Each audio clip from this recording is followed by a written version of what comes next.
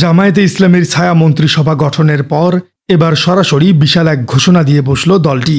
দর্শক, একটি দেশের সরকার যখন ক্ষমতায় থাকে তখন তারা প্রতিদিন নানা বিষয়ে সিদ্ধান্ত গ্রহণ করেন, কিন্তু একটু ভেবে দেখুন তো, সরকারের প্রতিটি মন্ত্রণালয়ের দিকে যদি আরেকটি দল আলাদা আলাদা চোখ রাখে তাহলে কেমন হতো। অর্থ মন্ত্রণালয়ের বাজেট বিশ্লেষণ করবেন একজন, স্বরাষ্ট্র মন্ত্রণালয়ের প্রতিটি সিদ্ধান্তের হিসাব চাইবেন আরেকজন, আর পররাষ্ট্রনীতির প্রতিটি পদক্ষেপের বিপরীতে তুলে ধরবেন বিকল্প প্রস্তাব। শিক্ষা, স্বাস্থ্য, কৃষি থেকে শুরু করে স্থানীয় সরকার, কোনো মন্ত্রণালয়ই নজরদারির বাইরে থাকবে না।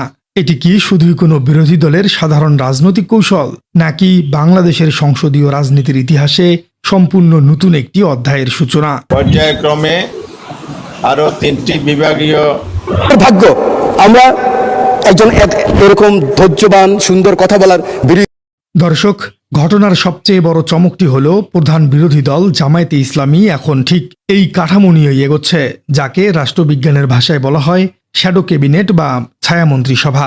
আমার রাজনৈতিক জীবনে বিরোধী দলের নেতা দূরদর্শী, এত বিচক্ষণ বিরোধী নেতা বাংলাদেশের রাজনীতির ইতিহাসে। দুনিয়া এখন সবচেয়ে শক্তিশালী দেশ, এই বিবেচনায় হচ্ছে আমাদের বাংলাদেশ জামাতে ইসলামী ফিরিস্তাদের দল নয়, আমরা মানুষ, আমাদেরও ভুল ত্রুটি হয়। গণমাধ্যমে প্রকাশিত তথ্য অনুযায়ী ইতিমধ্যেই ছায়ামন্ত্রীদের একটি প্রাথমিক তালিকাও চূড়ান্ত করা হয়েছে। এই ছায়া মন্ত্রিসভায় ছায়া প্রধানমন্ত্রী এবং বিরোধী দলীয় নেতা হিসেবে রয়েছেন ডক্টর শফিকুর রহমান। ছায়া পররাষ্ট্রমন্ত্রী হিসেবে দায়িত্ব পালন করবেন সৈয়দ আবদুল্লাহ মোহাম্মদ তাহের। স্থানীয় সরকার মন্ত্রণালয়ের ছায়ামন্ত্রী হিসেবে রয়েছেন মিয়া গোলাম পারওয়ার এবং সমাজ কল্যাণ মন্ত্রণালয়ে অধ্যাপক মুজিবুর রহমান। এছাড়াও প্রত্যেকটি মন্ত্রণালয়ে মন্ত্রী দিয়েছে জামায়াতে ইসলামী। এখন খুব স্বাভাবিকভাবেই প্রশ্ন আসতে পারে, এই শ্যাডো ক্যাবিনেট বা ছায়া মন্ত্রিসভার কাজটা আসলে কি? সাধারণ মানুষের মনে হতে পারে এরা হয়তো সমান্তরাল কোনো সরকার, কিন্তু বিষয়টি তেমন নয়। এই ছায়া মন্ত্রিসভা কোনো সাংবিধানিক সরকার নয়, এদের হাতে কোনো ধরনের প্রশাসনিক ক্ষমতাও নেই। তারা সরকারি মন্ত্রণালয়ের কোনো বাজেট খরচ করতে পারেন না, কোনো সরকারি কর্মকর্তা নিয়োগও দিতে পারেন না, কিংবা রাষ্ট্রের কোনো নির্বাহী সিদ্ধান্ত তারা নিতে পারেন না। তাহলে তাদের আসল কাজটা কোথায়? তাদের মূল কাজ হলো বর্তমান সরকারের প্রতিটি মন্ত্রণালয়কে আক্ষরিক অর্থেই ছায়ার মতো অনুসরণ করা।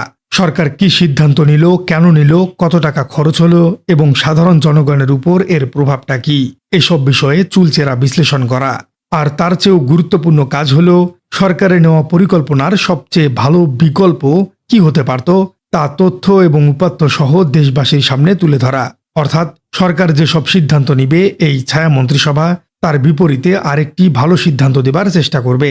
এই রাজনৈতিক পট পরিবর্তনের পেছনের প্রেক্ষাপট বুঝতে হলে সাম্প্রতিক নির্বাচনের ফলাফলের দিকে তাকাতে হবে। নির্বাচনের পর থেকেই মূলত এই ছায়া মন্ত্রিসভার ধারণাটি সামনে আসতে শুরু করে। এই নির্বাচনে 68টি আসন পেয়ে একটি বড় রাজনৈতিক প্রত্যাবর্তন ঘটেছে দলটির।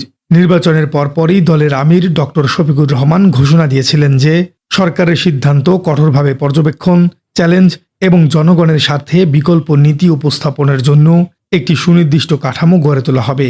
রাষ্ট্রবিজ্ঞানের ভাষায় ওয়েস্টমিনিস্টার ধাঁচের সংসদীয় ব্যবস্থায় এই কাঠামোর মূল উদ্দেশ্যই হল বিরোধী দলকে একটি গভর্নমেন্ট ইন ওয়েটিং বা আপেক্ষমান সরকার হিসেবে প্রস্তুত রাখা। অর্থাৎ সামনের নির্বাচনে যদি এই দলটি ক্ষমতায় আসে তাহলে তাদের মন্ত্রিসভা প্রথম দিন থেকেই যেন সুন্দর এবং সহজভাবে কাজ করতে পারে সেই প্রস্তুতি আগাম গ্রহণ করে নেয়া। তবে এখানে বিষয়টির সবচেয়ে আকর্ষণীয় দিকটি রয়েছে। একটি প্রচলিত রাজনৈতিক ধারণা হলো শুধু নির্বাচিত সংসদ সদস্যরাই ছায়া মন্ত্রিসভার সদস্য হবেন, কিন্তু এই পরিকল্পনায় দেখা যাচ্ছে শুধু নির্বাচিত এমপিদের মধ্যে এই কাঠামো সীমাবদ্ধ রাখা হয়নি, বরং দলের নীতি নির্ধারকদের পাশাপাশি বিশেষজ্ঞ এবং অভিজ্ঞ ব্যক্তিদেরকেও এখানে দায়িত্ব দেওয়া হয়েছে। এই দলটির কাঠামো তৈরির সঙ্গে যুক্ত করা হয়েছে নীতি বিশেষজ্ঞ, প্রথিতযশা আইনজীবী, বিশ্ববিদ্যালয়ের শিক্ষক, ব্যবসায়ী এবং সাবেক আমলাদেরকেও। এর অর্থ হল জামাত শুধু সংসদে দাঁড়িয়ে রাজনৈতিক বক্তব্য দেওয়ার জন্যই প্রস্তুতি নিচ্ছে না, বরং মন্ত্রণালয় ভিত্তিক গভীর গবেষণা এবং বিকল্প নীতির একটি শক্তিশালী সক্ষমতা তৈরি করতে চাইছে। এখানেই ছায়া মন্ত্রিসভা হয়ে উঠতে পারে দেশের সবচেয়ে বড় রাজনৈতিক প্রশিক্ষণমালা। দর্শক, ছায়া মন্ত্রিসভা গঠনের বিষয়ে আরও একটি বড় ধরনের তথ্য হল জামায়াতে ইসলাম এতদিনে তাদের পুরো দলকে গুছিয়ে নিয়েছে এবং বর্তমানে তারা লং মার্চেরও প্রস্তুতি নিচ্ছে। আর এর মধ্যে ছায়া মন্ত্রিসভা দেওয়ার মানে হলো তারা সরকারকে স্পষ্টভাবে ঘোষণা দিতে চাইছে যে জামাত এখন পুরোপুরি প্রস্তুত এবং তারা মাঠের রাজনীতিতে নামতে বদ্ধপরিকর। বিষয়টিকে যদি আলাদা আলাদা মন্ত্রণালয়ের দৃষ্টিকোণ থেকে দেখা যায় তবে এর কাজের পরিধি আরও পরিষ্কার হয়ে উঠবে। ধরুন, সরকার একটি নতুন বাজেট ঘোষণা করল। সাধারণত বাংলাদেশের বিরোধী দল কি করে? তারা সংসদে দাঁড়িয়ে ঢালাওভাবে বাজেটের সমালোচনা করে। কিন্তু একজন কার্যকর ছায়া অর্থমন্ত্রী কি করতে পারেন?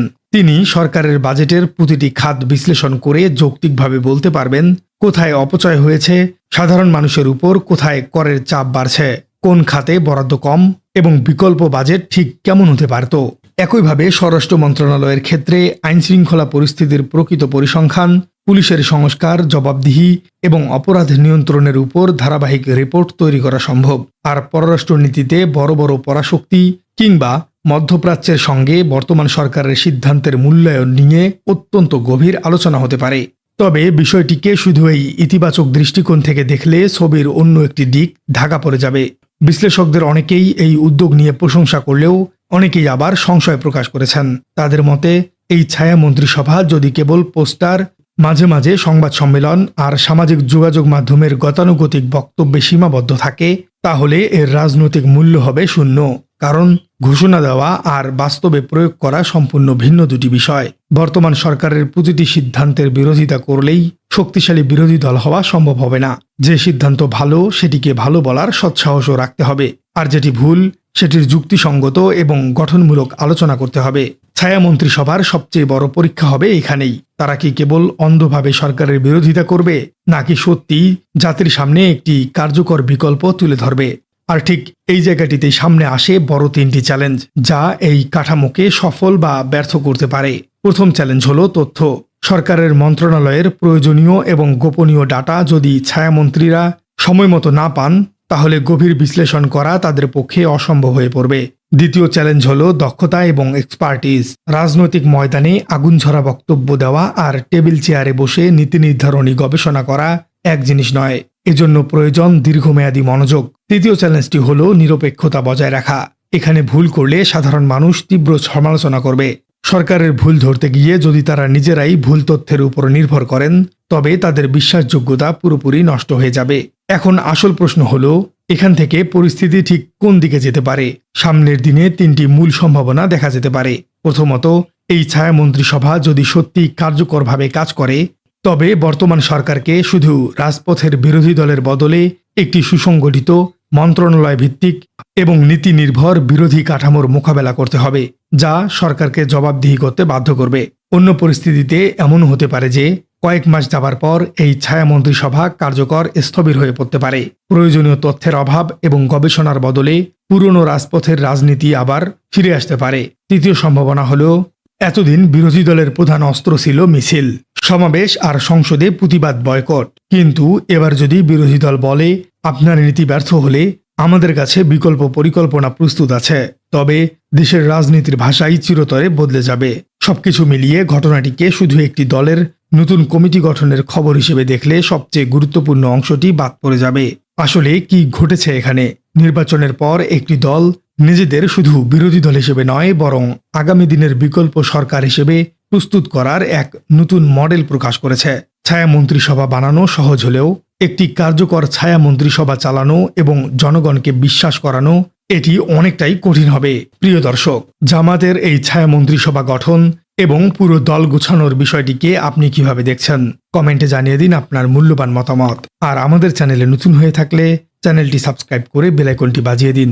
দেখা হচ্ছে পরবর্তী কোনো ভিডিওতে।